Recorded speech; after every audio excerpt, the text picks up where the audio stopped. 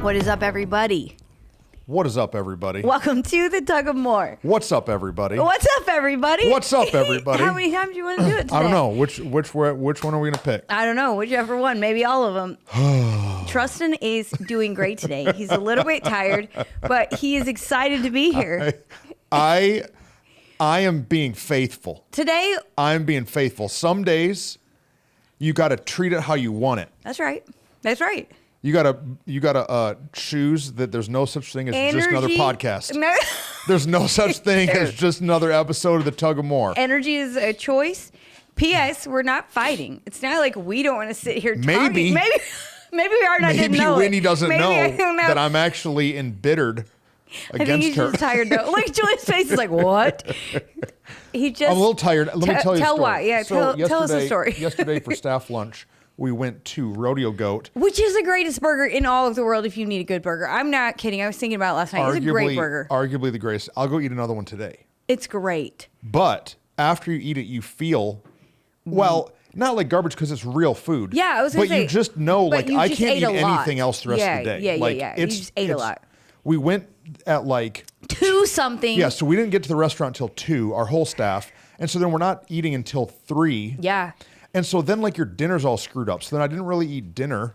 And my problem is if I eat lunch at a regular time, I won't eat my whole burger. But when I eat lunch at 2:45, yeah, you're killing it. I ate all of it, most of my fries. I'm like, well, so same. I didn't eat anything the rest. I ate a salad. Yeah, dinner. so it ruined my dinner situation. And so then I woke up kind of hungry and kind of like, meh. Oh, and then we had a pee the bed situation. Rachel peed the bed last night. I'm just kidding. It wasn't Rachel. It wasn't Rachel. It was someone else. Titus woke up super thirsty, apparently like 2. And so he didn't wake us up, which is good. So he goes, gets at least you only got the woke up world's one time. largest giant glass of water, drinks it all, pees the bed at 4. And so apparently Rachel heard him up at 2. And so at 4, we're just up and awake. And you know how you try to go back to sleep? Yeah. I should have just done a stayed up. Yeah. Because my alarm's going off at 5:30 to go to the gym. You should have just gone to the gym. Then. I've done that before. But then what happens is you fall asleep in that 20 minutes of like sleep that you have left. Yeah, and it's like miserable to wake up. I can't wake up. So it's misery to wake up. So I go to the gym, had a bad workout. A bad one, like you just felt like a loser, or bad as in unfocused. I'm there, kind of. My body is doing things, but my brain is not engaged. And people tell me I need to take a pre-workout, which is like a just caffeine, mega caffeine. Well, I've tried them before, and I can't do it. They make my lips tingle. My lips tingle, and my skin on my arms starts to vibrate. Highly sensitive to all the caffeine. Yeah, maybe someone just gave me drugs. Is that what drugs does? Yeah, it's drugs. Sugar's drugs. I think, I don't know, it makes me kind of nauseous. It's just like there's just something about it. It's too much. So then I started writing my sermon for this weekend, and after about probably 4 hours, I realized it's all upside down. Like, I got it all in the wrong order, which means I got to jank the whole thing, and so... Yeah. So it's good. It's going to be good. I'm janking it and changing it because I love the people in our church. I could just preach it how it is. Yeah. It would be totally fine. It would actually be incredible. But this is going to be... Now, once you get through it, you realize this is all upside down. Yeah. I have to shift this whole thing. No, it'll be good. So yeah, we have a meeting tonight. Yeah, that's the other part. It's like when the day feels dumpy and then it's long. Yeah, then it's like the dumpy long day that never ends. Yeah. This is remember the little... the song the little sheep ends. puppet? Yeah, what was that? Lamb chop? Lamb chops play along. How? Yeah, how do we do that? That's good. So we're talking through our values. Yes. Guys, if you've already clicked off, I'm sorry. I guess you won't even hear that. If they've already clicked off, they're not here. No, I know. That's depressing. Sorry. We're happy. We love Jesus around here. No, we're what are doing some good things? What are some good things that are happening? Some good things? No. So we had a really great Sunday, Vision Sunday this week. And That's true. We have a meeting tonight kind of as a follow-up for some of our leaders, so that's exciting. And I don't know, what else is happening that's We have a meeting great? at City Hall tomorrow. Oh, that's very exciting. That's not also adding to my frustrations. No, like, wait, what? That's not, but yeah, I will say the 100-degree days are starting to go away, which is making me happy. This morning I could actually like step outside and not sweat to death, but I don't know. There's a lot good happening. Yeah, I remember something else. I know something good happening. But it's bad. What? No, it doesn't matter. My birthday is almost coming. Oh, Whitney, we are T minus what, 6 days? 6 days, next Tuesday. T minus 6 days. Do you need to buy me a gift? You sure can. I'm just kidding. You need to buy it's Whitney 41, so it just kind of feels like, meh. Like they did a great, beautiful party for me for 40, but like 41 is just kind of like, it's another day. I'm just. Chuck E. Cheese, it is. Yeah, let's go there. What do you wanna what's do? the other one? Peter Piper's Pizza. Oh, yeah. What do you want to do, for real? I don't know, just dinner or something. I don't know. I told Aaron, I'm like, let's just go to dinner. I don't know, because it's just 41. What do you do? Where'd you go for your birthday, Julia? You went somewhere fun. You went to like a cool Dallas restaurant, yeah? Yes. Julie doesn't have a mic, She so said she's no. Oh, like, that I was can't Sam's tell. birthday. I was thinking it was your birthday, but whatever. They went somewhere cool the other day. Just a cool place like that. A vibe. Send me a place, Here's Julia. what Whitney wants to do. Whitney wants to go somewhere that looks a little fancy. Yeah. She wants everybody to go to dress up 2 levels, and then she wants to get a good Instagram photo. That's true. For her, you know. For all the many followers. For all of her flocks of followers. I just I want to go somewhere that is like a fun birthday experience that I also don't always go to. You know? Yeah. I don't want to go to the same place, but then maybe we'll just go to Mikasina. I don't know. I was about to say, so you mean you want to go to Mikasina's? Maybe we will. I don't know. What is your sad thing? Nothing. It doesn't Oh. matter. Oh, It's not okay. sad. Okay. It's just, stuff just doesn't go how you expect it to go. Oh, and then yes? you're just like, well, That glad happened. I wasted 4 hours No. of my life. So I had something like that yesterday. Oh no. Yeah. Well- But it's okay. Okay, that's good. What else are we're talking today? Oh yeah. We're Oh, starting a new series. Here's what's Excited good. about that. Okay.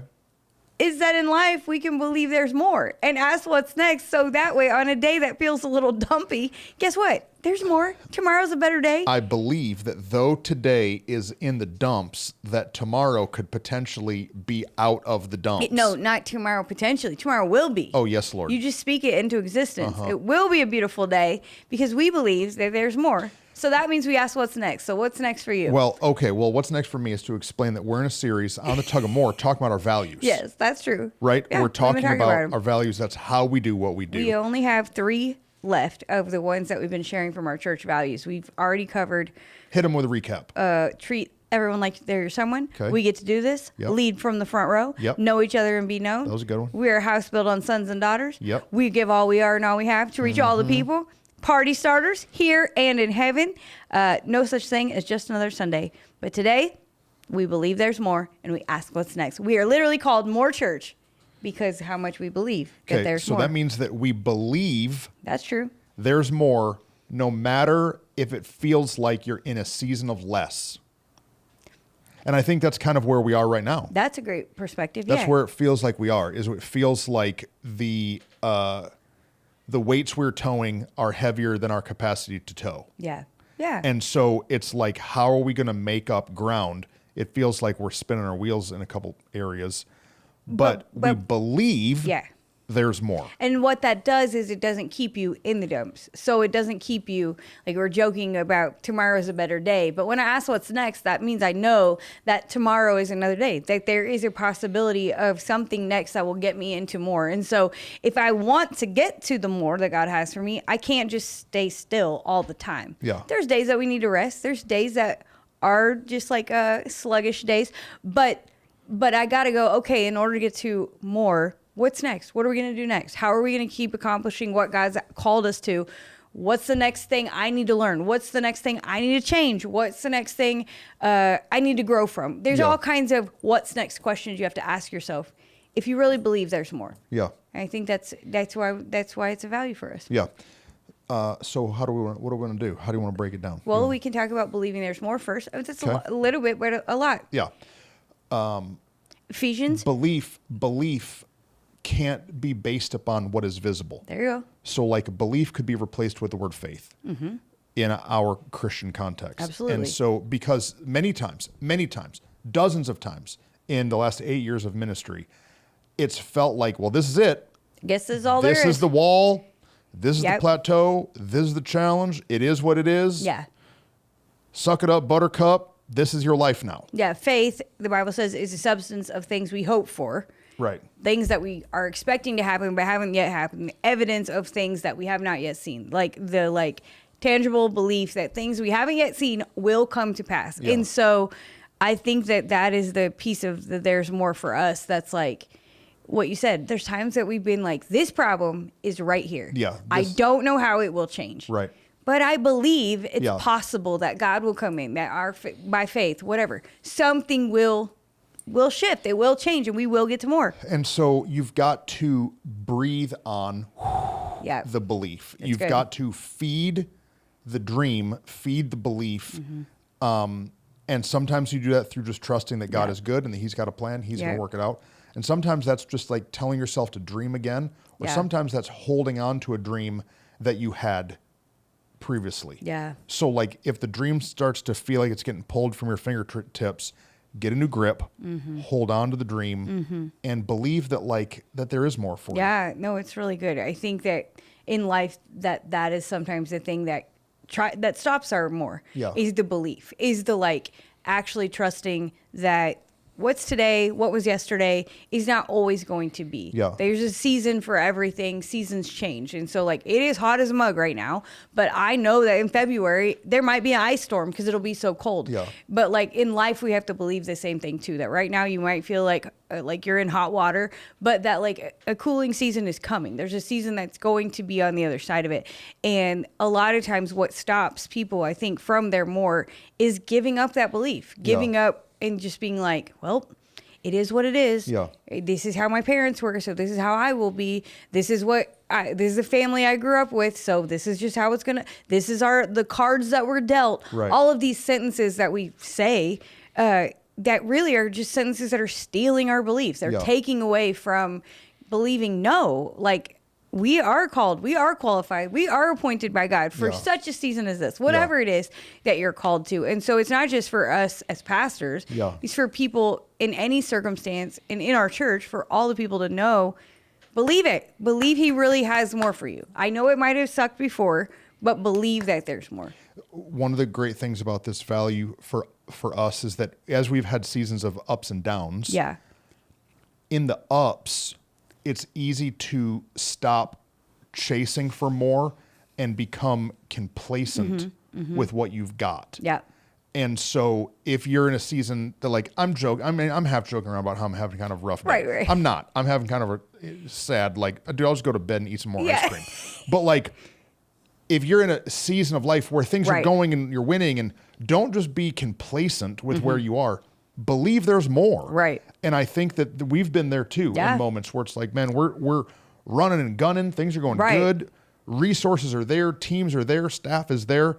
But even in those moments, don't just be well, this is good enough. Yeah. No, I think but believe there's still more. There's always more. We say it. The key verse for our church, Ephesians 3:20, that I'm oh, what is it? No, to him who is able to do exceedingly, immeasurably more than what we can ask, think, or imagine, according to the power that's at work in him. That is what we believe. We believe that because Jesus is real, because he is a powerful and a mighty God, that no matter who you are, no matter where you are in your journey with Jesus, he still has more for you. It's what we say to our church.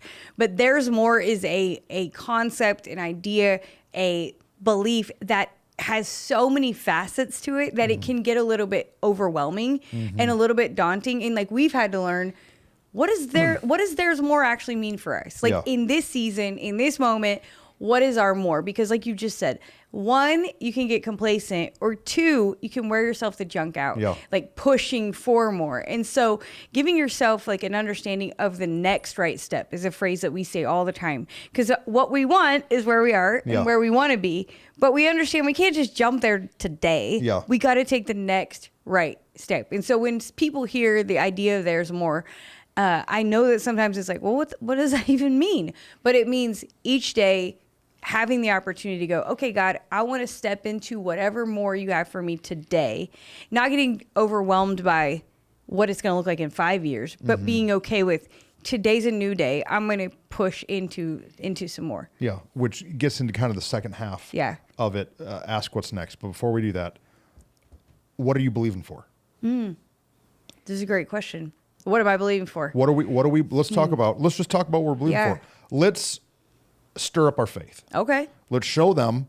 So this is what I do in my own head. And sometimes me and Whitney will just do this. We'll say, well, what are we believing for? What do we think it could be? Yeah. So you know the challenges that you've got. You know the walls are in front of you. Yeah. But what are you holding on to? What are you showing up for and grinding Yeah. to be able to accomplish. Man, there's so many things.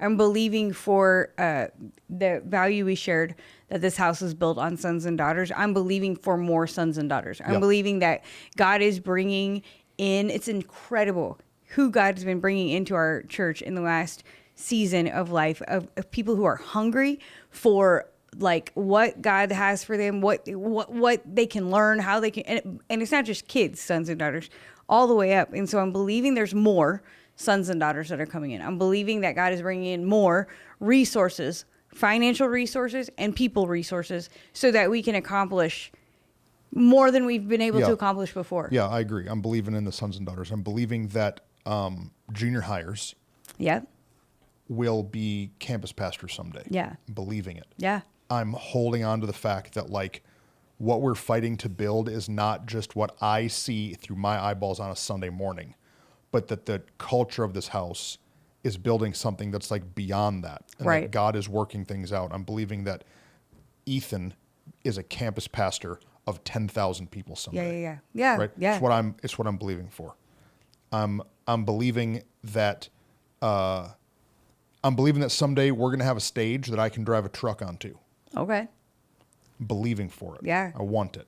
I believe that what God's put in me creatively and through like my prop stuff and all the things, that we're going to have space to be able to flesh out big visual teaching that right now we're a little bit limited by. Yeah. I loved it at the Pig. At the Pig, we had this space that we could do visual things that were a little bit more impactful. Yeah. Whereas now we're back a little bit more hindered. Theater-sized stage. Yeah, we're more hindered here to do some of those pieces. And so I'm believing. Now, is that like my priority in life? No. But it's one of those things that I hold on to. These are really good. It's like a grappling hook into the future for me that I'm like, when it feels like it's not today, I'm like, I know, but we're going to get there. Well, I think that sometimes in seasons when you've been in kind of a stretch, I remember for Aaron and I, like in our younger seasons of marriage, like we had a really hard financial season. And I remember stopping dreaming for some of those extra things. Right. I was just dreaming that we would be able to pay our bills, Just make it. that we would get, consistent full-time jobs, that we would have health insurance. Like I was just believing for some regular things. Yeah. And we had this like moment with each other one time we were out on a date, and it was like, we stopped dreaming real dreams. Yeah. We've stopped believing for the things that when we were dating, when you're on the phone, like, one day we stopped doing that. Yeah. And there's nothing wrong with, even in seasons where what you said, it feels far away, there's nothing wrong with having like tangible next step, real life dreams and giant shoot for the moon dreams. And I think that sometimes people have one or the other and not both. And having both is what can inspire you to keep going. And then in the going, push yourself to go a little more. Because you know that like, okay, this right here is going to be attainable maybe pretty quickly, but let me keep pushing. Let me keep going. And so that's a great perspective of it, that it's not just the little things, it's all the things. And allowing yourself to dream big. I'm believing that our kids ministry is going to be a top tier experience for kids to come in, and that I jokingly tell our staff now that I want the kids to walk out with shock and awe. And I believe that we're going to get there, that we're going to have shock and awe produced in this place for our kids ministry every single week. And, it's a little tough because we might have not had that yet for my kids. I know we didn't have for your kids. No, right. Now we had great pastors and we had great teams and we had great like connection. But I'm excited to have those things still with like a environment and a teaching style that can get God's word cemented in their heart beyond just like words. But visuals and ideas that can help them really always hold on to who Jesus is. No, I think it's really good. I'm believing for more miraculous moments, for like more testimonies of people who really are seeing the miraculous hand of God in their life. I think that in, the last few years, especially church world, whatnot, like we're just excited if people show up. We're just excited if they're coming back to church, getting in community. But I'm believing that in this next season, we're going to see physical healings, emotional healings, restorations in families, but all kinds of miraculous financial provisions, and that the testimonies will spur on more testimonies. Yeah. I think is the thing. We're such a testimony driven church, and transparency and whatnot. And I believe that that's something God's called us to. And so I know that as the next season, there's going to be people who have these miraculous testimonies. It's going to just ignite a fire for more, for the more that God has. Yeah. I'm believing for our atmosphere of prayer to ignite, to have a fire that's in it. Right now we have some elders that are here every Tuesday night, and I was talking with them yesterday at the end of the day, and they said, it started small with just us coming and just praying and together, being together, praying for the church body. But they said over the last several months, we've just been watching people come in hungry and desperate for connecting with God and praying with each other and with us, like partnering together. Yeah. And I'm believing that is just a tiny tip of the iceberg beginning for where we're going to go as a church. I'm believing that we have more teenagers in this place than we have adults. Yeah. I'm it's a great one. believing for student ministry that is so lopsided. Yeah. That the church just really exists to reach the youth. Yeah, yeah. That we, us old people, really understand that we're just kind of already set in our ways, but there's a whole generation that doesn't know anything about God, and that if we could just make a place for them to meet him, that it makes it worth it. You see, as we're talking, my faith gets stirred up. Yeah. And it helps me remember why I do what I do. Right. Why I show up, why I go to the late night meetings, because the dream of having thousands of teenagers that are radically in love with Jesus and having testimonies and life change is way better than what we're trying to navigate and deal with now. Absolutely. And it's your why. It's giving you a proper why. Right. Because it builds the belief in a moment that maybe there's unbelief. That there's like question and doubt and like, is it going to work? And how are we going to navigate this? And what about this problem? What about this? But instead what it does is it builds the faith to go, these are easy peasy things and I can solve it. Or with God, we can solve it depending on what the problem is. Like we can go handle that mess. And rather than feeling like overwhelmed and daunting, it's like, no, there's so much more out there. Yeah. That's a beautiful way of saying it. Yeah. Absolutely. What else? I could riff on it for hours of like what I'm believing for. Yes, The more I believe that we have unlimited square footage. Yeah. And it doesn't even have to be in this location, but that like every dream, everything that we want to do, from ministry training centers to schools to other businesses that would support the ministry ventures. I believe that God's able to bring those pieces in, that he's able to create partnerships that we haven't seen that allow us to be the head and not the tail. I believe that ministry doesn't have to be limited to only the money that's coming in via tithe, but that ministry can happen through a lot of different avenues. And right now we don't have many of those, but I believe that they can. Yeah, and I believe with that, like that there is going to be a season of the infiltration into like what we as a church would call marketplace, but like regular jobs, regular people who are understanding the real truth that they are pastoring wherever they are. And that in Arlington, DFW, this whole region is going to be infiltrated with people who are on fire for Jesus and literally are willing to understand that their vocation is not fill heaven is in their not daily life. is not their end goal, but that we're all called to reach people with the love of Jesus. I believe that we're going to be able to bless people in a high capacity. I believe that we're going to be able to just see a need and meet a need. That there's going to be people in our church, we just go buy them a car, and we can just buy them a washer and dryer, or fix their house, or pay for their surgery, or that we're going to have capacity to really bless in a miraculous way. Yeah. No, it's really beautiful. It's we're just going to be able to buy people teeth. Like the kind of things that, there's people that come in. We had a lady in our church, she's moved, but she was methed out in a season of her life. Her teeth are all falling out. And like this lady changed her life. Yeah. Right? She's going after God.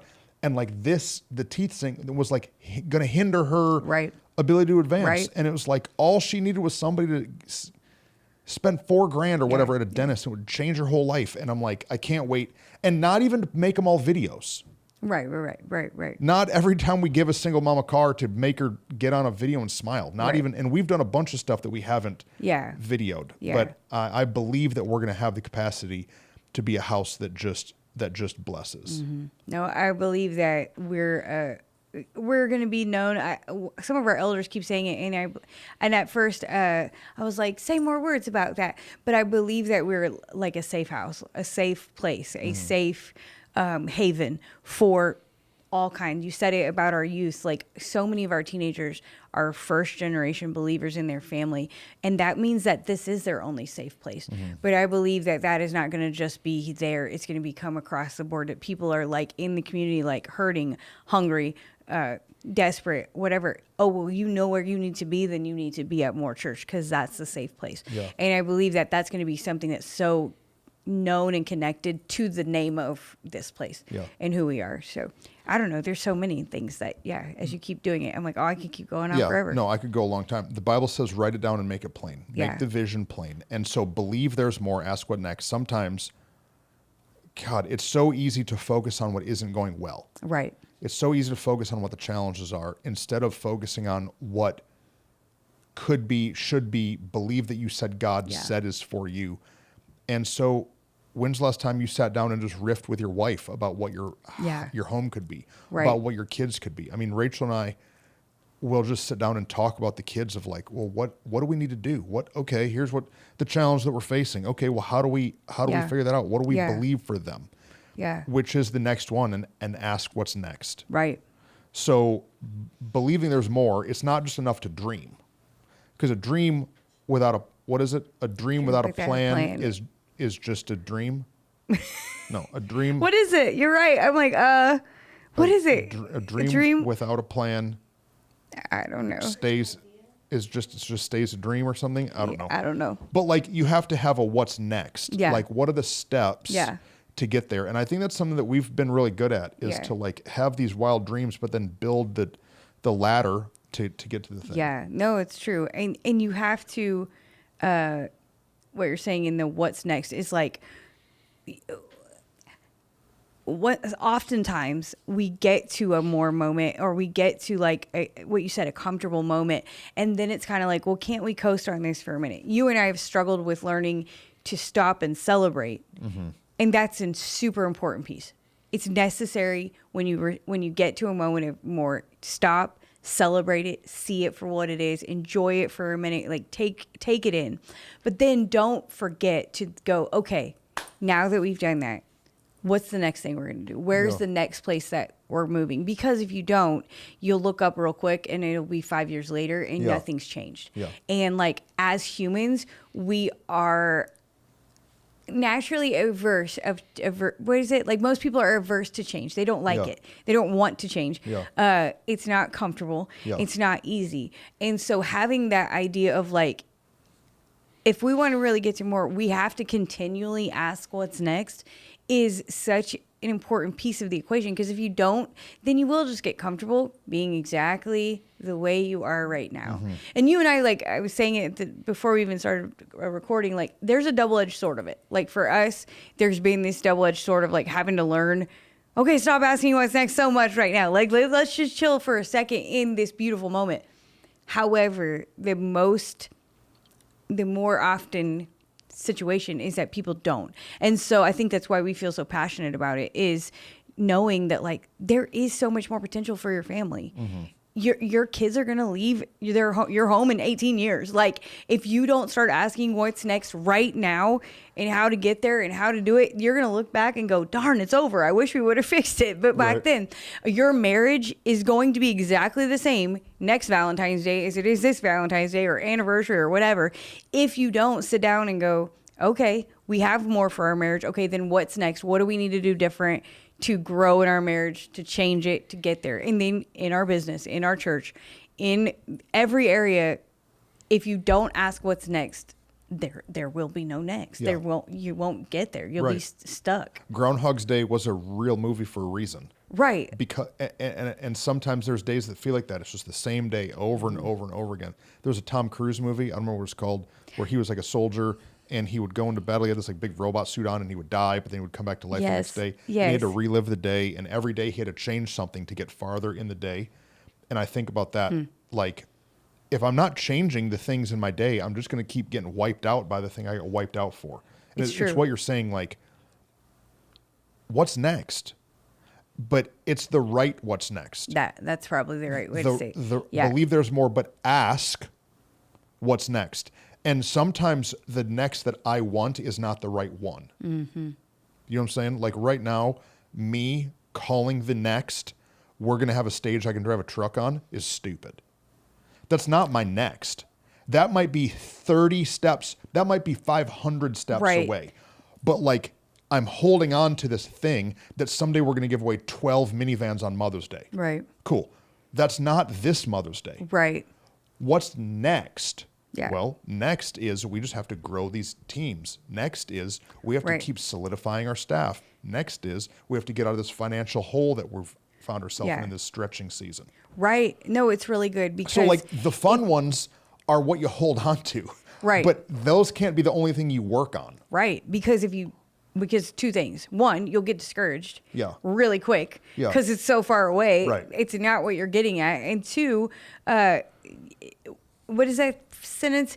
We overestimate what we can get done in a year, but underestimate what we can do in 5 years. Yes. And like, if we don't ask for the right what's next, we'll end up spinning in a circle and be stuck. And so like, one of the great things about like what we do in the team, the camaraderie and then like even the partnership you and I have is being able to ask what's next and then beat that up together correctly. Like actually have a sounding board of like, okay, what is actually what we're going to do next? You and I used to get together and build lists that were so long, we couldn't possibly accomplish it all in a month or in whatever.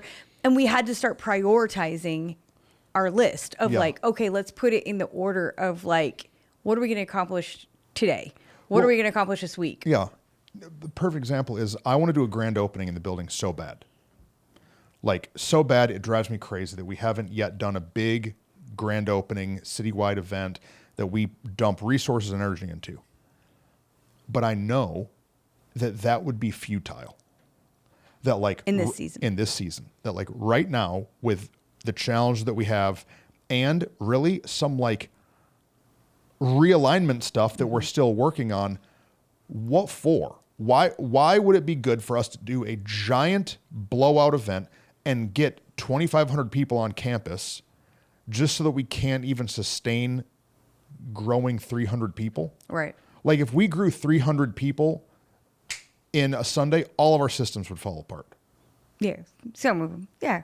Yes. There's a bunch of things that we would have like we would have to make major that we're just not ready for yet. Yes. We're almost there. Yes. Like it's coming. Right. That's what I'm like. It's close. Yeah. The hard part is when it's close but not yet. Yeah. That's a word called patience, which is really a challenge when you're a person that believes there's more and asks what's next and operates with urgency. Yeah. Which is one of our staff values. Yeah. But that urgency has to be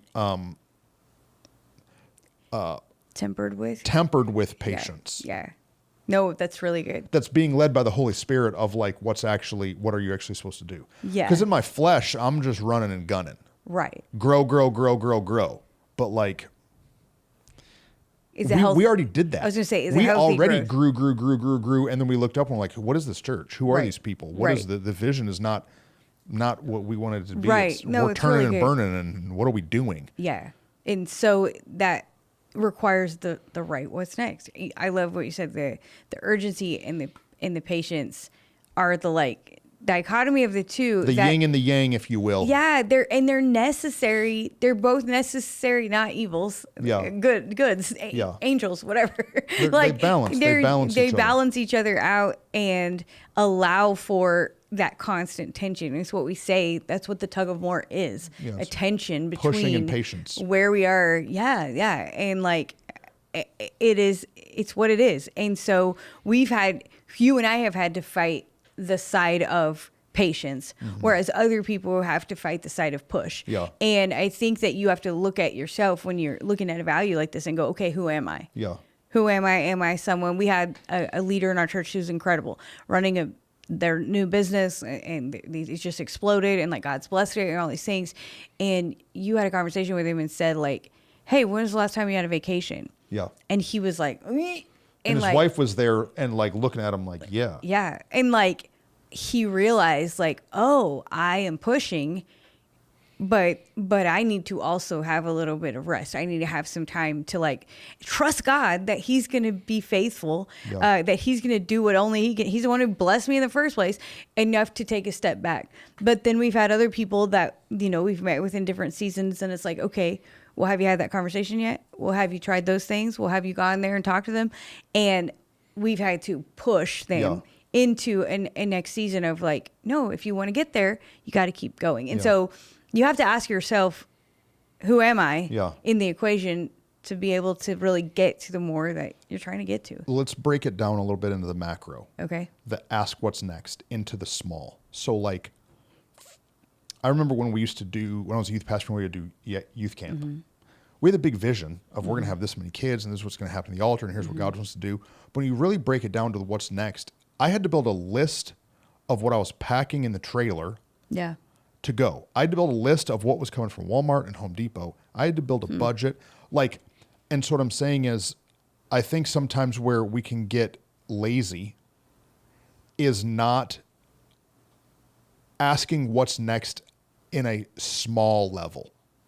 So like you want to build a team, it's good to put a goal and say, we need 20 new people on our team. That's a fantastic goal. Right. But like, what's next? Well, you need to have 20 coffee meetings. Right. Well, you need to have this person over to your house. Yeah. Well, you need to talk to this person on your team who has a bad attitude and keeps running people off. Like, I think that sometimes we have to reverse engineer, and I think we did an episode on reverse engiering years ago. Oh, yeah. You've got to reverse engineer the goal to really be able to get there. We just talked to a church planter who is planting in the area, and we told him, what are you going to do? He said, oh man, we're going to blow up.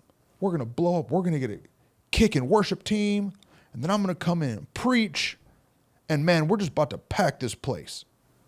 And I'm like, okay, well, what's your plan? We're going to get a good worship team, and man, I got this sermon series, and bow, bow, bow, and we're just going to, I'm like, okay, but like, what's your plan? Do you have a trailer? Right. Like, do you where have are you any meeting? Rocking chairs for the children? Yeah. Do you have a website? Right. Like, and it was just, they only believed there was more. Right. But they had not yet asked the granular what's next. And if you're just a visionary, but you're not good at the granular what's next, then you've got to get some detailed people around you. Yeah. Like we just brought Wendy on, and Wendy is over, not Whitney, Wendy, to add to Whitney's confusion. And Wendy is a finance pro. Yeah. Wendy is able to look at that and ask questions granularly, smaller, to help us budget long-term things, because that's just what she's really good at. Yeah. And I went into the conference room today, and I was so glad. We've got 2 big storage units here at the building, and Ryan and Tyler had drawn it out and had labeled where all these things were going to go in the storage units, because they have a bunch of volunteers coming to do it. They broke it down in a small way. It's not enough to say, we need better storage organization. That's not going to help you. Right. It's really good. Break that mess down. I think that what you said is so great of like, it's great to dream big dreams. Yeah. But your what's next needs to be broken down into very small details. And if you're talking about marriage, right? So I want my marriage to change. Okay, well, what are you going to do? Well, then we're just going to pursue each other more. Yeah. Well, what does that look like? How? Yeah. Oh, are you going to have a weekly date night? Are you going to go to counseling? Are you going to buy flowers on these days at that? Like you have to actually, it's really easy. Have a strategy. To ethereally come up with what you're going to do. But then if you don't actually break it down, then you're not going to do it. And it's not easy. Sometimes to build those lists. It's not easy to perform those lists. Sometimes you don't want to do it. But if the more is really valuable to you, then the what's next has to be the priority. Yeah. Years ago, Rachel and I would get in fights over our house not being kept in order. Yeah. And I didn't understand it because I would talk about it and she would talk about it and she'd be like, I want to do it. I'm overwhelmed. I'm overwhelmed with the dishes and I'm overwhelmed with the laundry and I'm overwhelmed with the, the shoes or whatever. I'm overwhelmed. And I remember talking and I said, okay. And we walked around the house and I just pointed at the kitchen sink. I said, baby, how long do you think this would take to do the dishes? If you did nothing else, no distraction, no phone, no nothing, how long do you think this would take? Oh, I bet I could do that in 15 minutes. Right. Okay. Well, let's do it. And we would do the dishes and would have it done in 9 minutes or something. Okay. How about the laundry? How long is it going to take? Well, I got 2 loads. And I got to fold a load and I got to hang it up. And I think it's going to take an hour. Okay. Well, let's see how long it takes. Yeah. And it would take 30 minutes or whatever. Right. And Rachel now, because this is just how my brain works. Now that's exactly what she does. Rachel now isn't overwhelmed in it because she's learned to break down in a small granular form what the jobs are. But that wasn't modeled to her. Right, right. Her mom and dad didn't model that to her. Now, my mom and dad modeled it to me, but they didn't model rest to me. Right. Which is why I had to marry Rachel. Right, right. Right? This is what I'm saying. Sorry, mom and dad. But like, I had to learn the other side. Right. But she now is a killer. Yeah. Gets it done. It doesn't stress her out. She's not mad. Right. I'm not mad. All the things. But it was because she asked what's next. Yeah. No, it's not, oh my God, it's such an overwhelming problem. And I Right. think that's what we do everywhere. Well, and the truth is it's a maturity step of life that is necessary because you talk to little kids, they've got big dreams about what they're going to be when they grow up. They've got big ideas about what they want for Christmas. And as little kids, they don't understand the steps to get there yet. And what we can do as adults is continue to just act like children and not be willing to sit down and go, okay, this is going to take discipline. This is going to take effort. This is going to take a real structured, detailed plan. And I think that for us, that was part of what made this value so important was knowing, hey, we're going to keep always reaching for more, but we're not going to just cast vision for more. We're not going to just believe for a bunch of more without operating in the reality of a plan and a structure and an organization. Because also, what if your more that you're believing for and dreaming for isn't actually able to be practically and tangibly achieved? Right. Then you might realize, oh, maybe this is not actually a more that God has for me. Maybe it's a more that I'm wanting for myself. Yeah. And sometimes, I mean, they can hold each other accountable, the more and the next. And so it really is a piece of a discipline and a maturity step to say, okay, I'm going to do it. I'm going to write it out. I'm going to make it plain and I'm going to follow through. Yeah. And you said you said it before about you for Rachel, but if you're not a detailed person in your job and wherever you are, getting those people around you to help you learn how, it's possible to learn it. Mm-hmm. It may not be your natural gifting, but it's possible to learn it. And the more you do it, the more it becomes a part of what you do. The more it naturally becomes a part of your, even daily mental decisions about how to get to where you're going. The smaller you can break it down, the better it is. No, it's good. Titus loves Legos, and so I'll go buy him a Lego kit or something, and I'll get him some big ones now that he's older, like big 1,000-piece, Lego kits, and it'll cost me $100, and the dude will have it put together in 3 hours. Right. And I'm mad that it's taking it's going so fast. Well, I saw a guy in Facebook Marketplace that was selling a giant Statue of Liberty Lego kit. And it was like 1/10 the price of it new. Right. So I messaged the dude. I was like, dude, you got all the pieces? Yeah, I got all the pieces. So I go and I buy it from him for $20 or whatever. I bring it home to Titus and he starts working on it. It took him 3 days. You know why? Because the guy had tried to put it together and had opened all the bags. You know how you get a Lego kit? I don't know if you might know. Yes. But in a Lego kit in the box, it's broken down into there's like 10 bags. Different, all these bags. And so you open bag numbered, one. 1, 2, 3. So you open bag one and you put together bag one, then you open bag two. Well, what this dummy did, this is like a grown man who's trying to put this Statue of Liberty. He got it, opened all the bags, has 2,000 Lego pieces Wow. and he got overwhelmed. My son did it, but it took Titus 3 days. It took longer because it wasn't broken down. It's really good. And when we have a goal, believe there's more and ask what's next, just do one bag at a time. Knock the bag out. Like for me, I can get overwhelmed trying to fix all the problems. Right. I can't. You only have so many hours in a day, in a week, in a month. What are we working on right now? Right. And like when you hear our values, if you're a pastor and you hear our values, you can't implement all of them at once. Yeah. Pick a value, put it in. Yeah. Work on it. It's going to take 6 months to create culture. Creating culture is hard. It's like getting in shape. You can't go from eating garbage, never working out, sleeping in, drinking soda all the time, to then only eating chicken breast, run 10 miles a day. Like your body can't handle it, and you're only going to make it a couple months. Yeah. Slow change creates lasting change. No, that's really good because, yeah, it's what we want. It's what we want to do. We think, oh, I'll just do it all and I'll get it. But it's what I said before. You and I, we had to start prioritizing. And I think that if you're somebody who's trying to step into some level more, you have a goal, you have it, and you're like, okay, I've broken it down, but there's so many steps, there's so many pieces. You just need to put it in the right priority next of like, how do I tackle this? What is gonna give me the best return on my investment? What is the best? Sometimes there's days where you'll say, okay, do we want to tackle the hard stuff first or the easy stuff first? And you have to prioritize depending on what it is that you're reaching for. Okay, will it be better if I do the little things first, get to that, and then handle the hard? Or do I need to handle this hard thing first?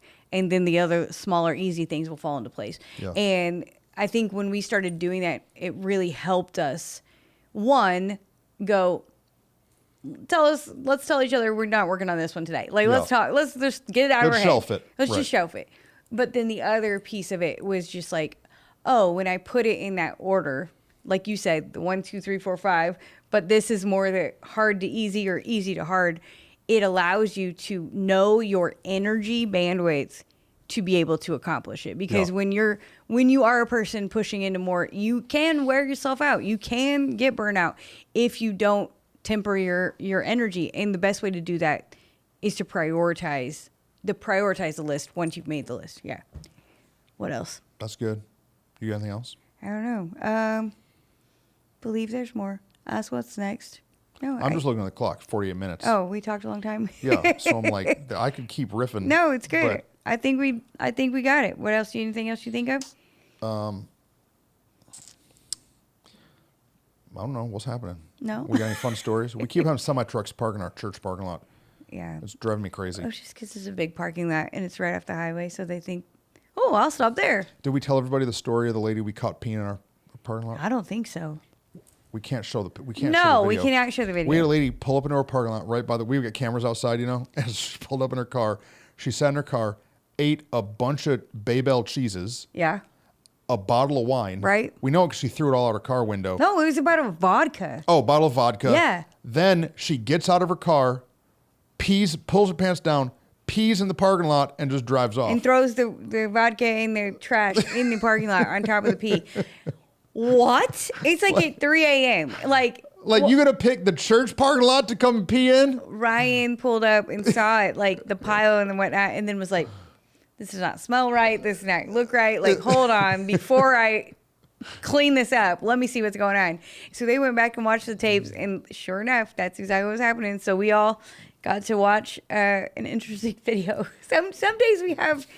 One day we had a guy that, I don't know, I guess he knew one camera but didn't know the other one. Oh, that and he was kept weird. Like peeking around the corner, like looking, and it's like, what are you even looking for? I don't know. He didn't ever do anything, or I don't know. Maybe he saw his own reflection and was tripping out or something. I don't know. I don't know. I mean, this has probably happened at all the buildings. We just haven't had a camera. Yeah, not in that spot to see it. One time at the Matlock building, we came in on a Sunday and somebody broke a bunch of Corona bottles in the driveways. There were 2 entrances. And they broke probably 6 glass bottles in the entrances. Yeah. And the 2 getting in the parking so lot. Weird.